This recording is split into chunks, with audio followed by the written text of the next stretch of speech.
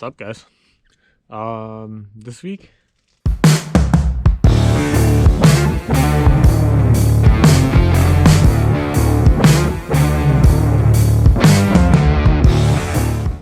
we're gonna put the Mustang 2 kit in this truck. Right now I'm gonna finish cutting these triangles out of here, folding this frame rail over.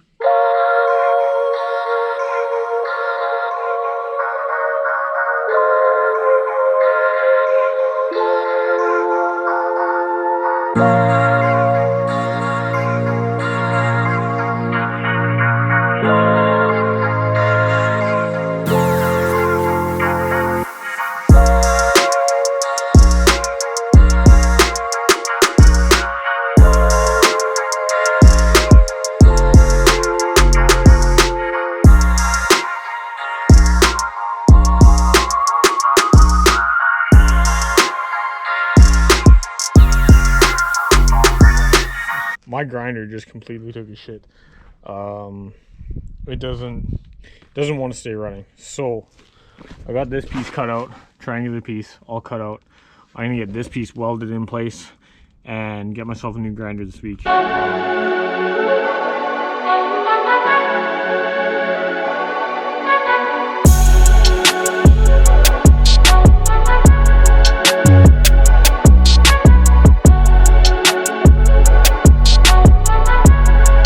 As you can see, I tacked, stitch welded, and this is solid already. That's not going nowhere. So we're gonna fold this down, weld that in, make sure it's nice and tight. Wow, that one up. You guys missed it on the time lapse of me welding in this entire section of frame. This frame is not going anywhere now. The other day it was still kind of loose after welding it in place. Not now. It is solid. It looks like crap. It's just MIG. I had to get a wire wheel and clean this all up, but I also have to get another grinder.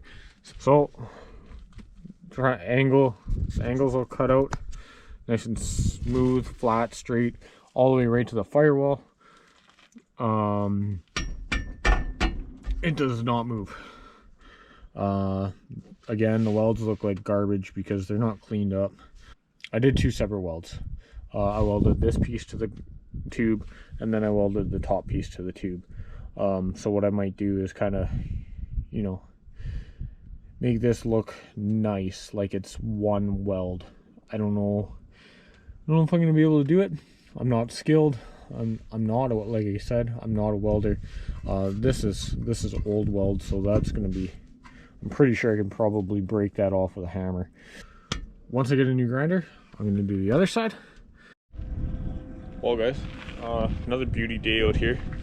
I'm gonna try and get this front end all squared up. And okay, so as you can see, we got the front clip bolted back in place. What this is gonna do is allow me to put the front tires right in the center with my new with the new ride height setup. That way the tire's not too far back, too far forward from the stock factory spindle center line.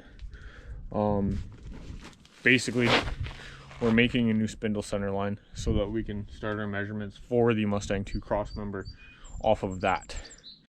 Well, actually, I like this fitment here. I don't know if that's gonna actually be pushed out exactly where I want it to be, but between like here and actually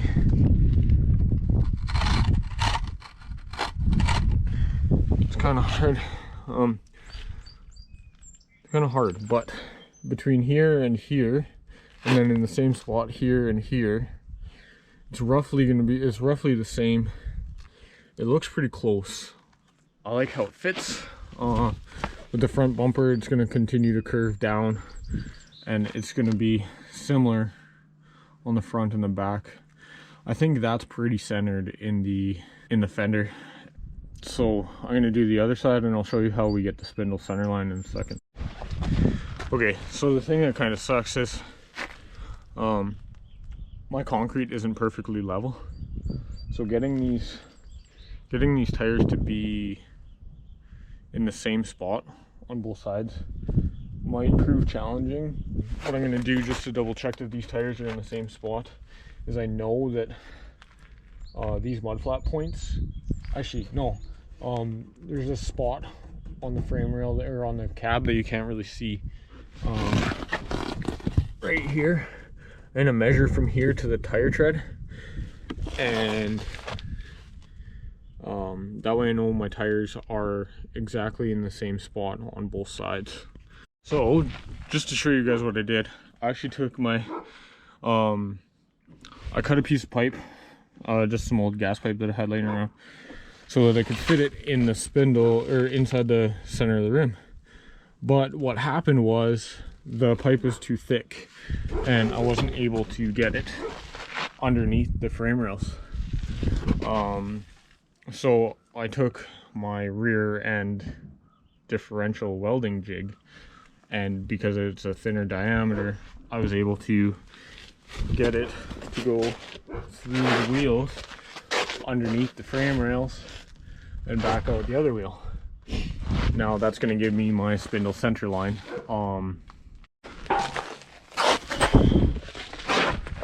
Okay, so what I did was, I took a square, ran it down to the edge of the front end of this ready rod, and made the mark all the way up, or just like a little bit up, because this isn't the mark that I'm actually going to use.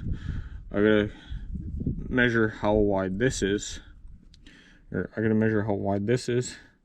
cut that in half, and go from this mark in, whatever the dimension is. I believe this is 3/4 inch, so I cut that in half, which is, I don't know. I gotta do the math on that one. Well, just did the math. Half of 3/4 is 3/8. They're close enough to 3/8. So yeah, I did that mark there, and I did the same thing on the other side. So that this new mark that is halfway between 3/4 will be the spindle center line, and then all of my measurements for the new Mustang 2 crossmember will go off of this. I think these tires will look nice in these fenders. It would be nice if I could keep the like stance exactly where I have the tires, but I don't know if my track width is wide enough. I went as wide as I possibly could with the track width, but I may end up running some spacers or something. I really like how the tires fit in these fenders. It's got like the right amount of poke. That's just me. I've kind of always liked it a little bit. I don't know if it's, I don't think it's aerodynamically correct, but I'm a little bit of a sucker for aesthetics too. Oh, also, so what I'm gonna do, just to make this way easier, because I got my spindle center line figured out, I can take the front clip back off, and all my measurements can be done super simple and easy with nothing in my way. Where do we go from here?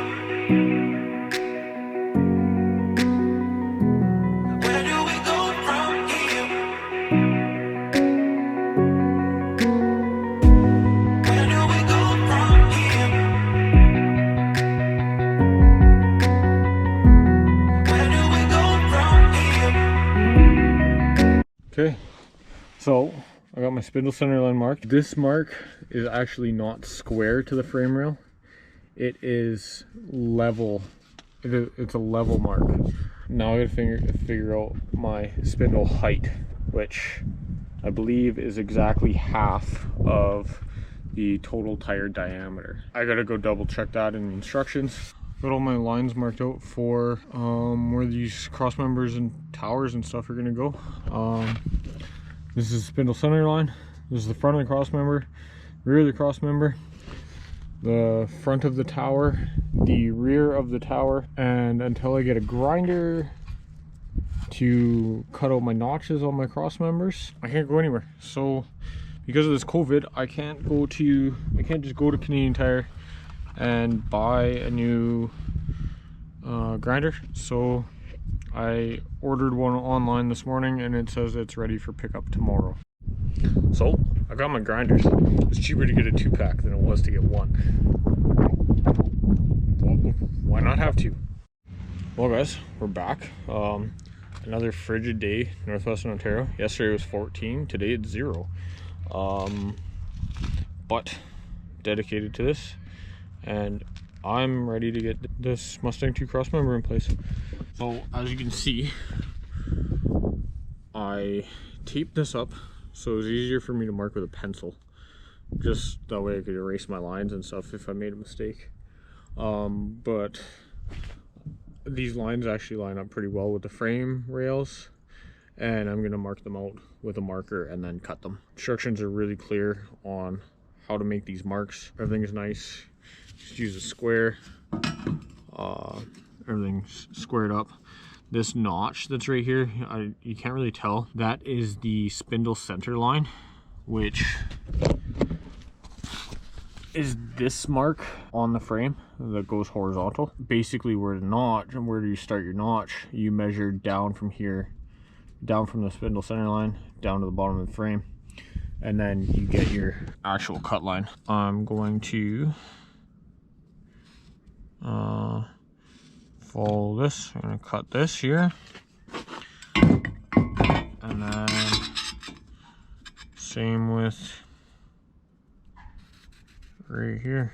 So we're going to cut this stuff out, and then I'm going to do the exact same on the other side. I already have my pencil lines in place.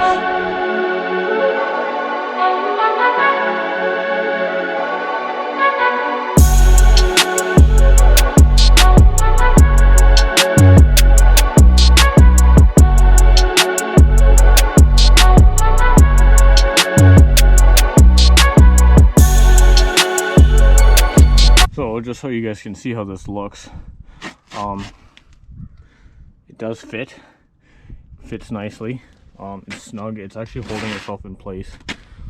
You can kind of see this little gap here because the frame rails aren't actually, they didn't end up being square. So what I'm going to do is, once I get this cross member tacked together and put up into here, then I'm gonna make it, basically build a spreader bar that snugs this all up together. I know I'm not doing it on a chassis table, and I know I'm not shooting for 3-second 1/8 miles, but I do still want it to handle well. So I'm gonna do the exact same thing on the back side. Get this all, make sure it fits. Okay, so I got both the front and the rear cross members notched out. I've actually got them clamped together, ready for a couple tack welds. The alignment tabs are all nice and snug together. I'm gonna tack weld this together, and then I'm gonna stick it there. We're gonna hold it in place, and we're gonna tack it in place. Cross members tacked together. A few tacks on the top edge, a couple tacks on the bottom edge. It's all nice and square. It fits nice and snug against the frame rail. A couple spots where, like I said, I gotta build basically a spreader bar to spread the bottom section. The level is there across the frame rails. It is the same across the cross member. So we're gonna tack this cross member into place. That way it can kind of hang here freely, do as it pleases.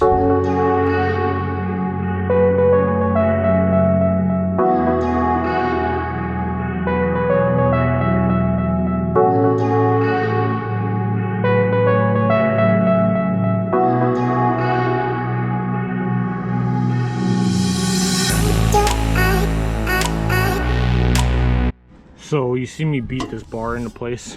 If you look now, nice the fitment is on the frame rail to the cross member all the way around. That made the frame rails way more squared up than they were. I'm gonna finish tacking the cross member into place, and then we're gonna take the spreader bar out of here.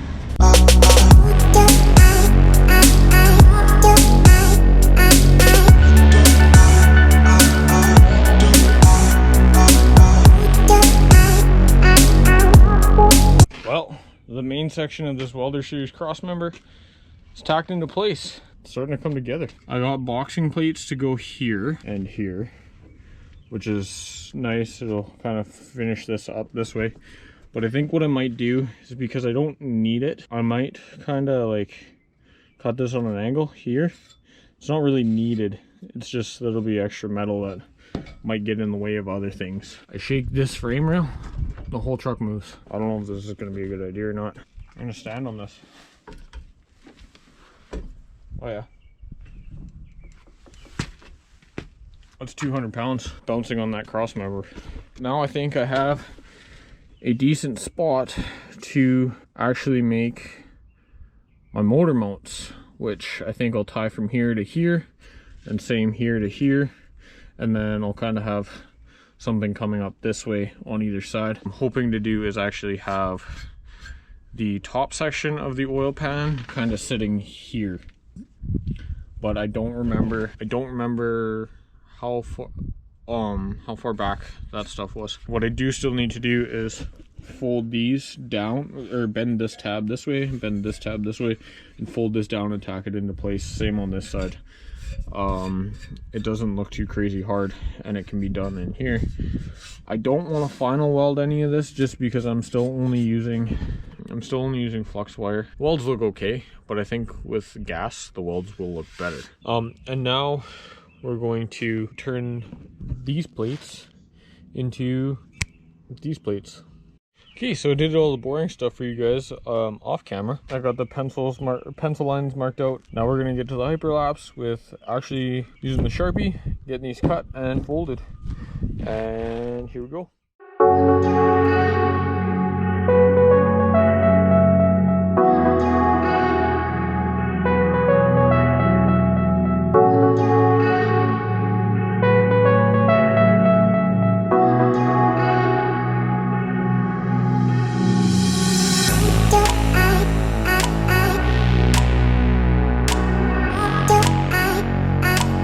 So they're all bent up. These pieces get bent down towards the frame rail and get welded onto the top side of the frame rail for better support.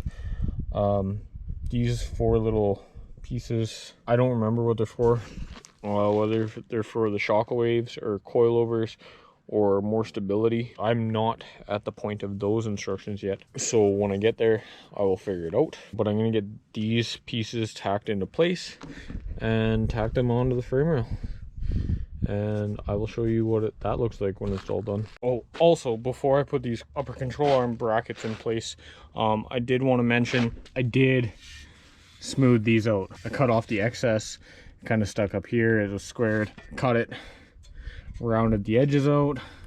I did the same on both sides.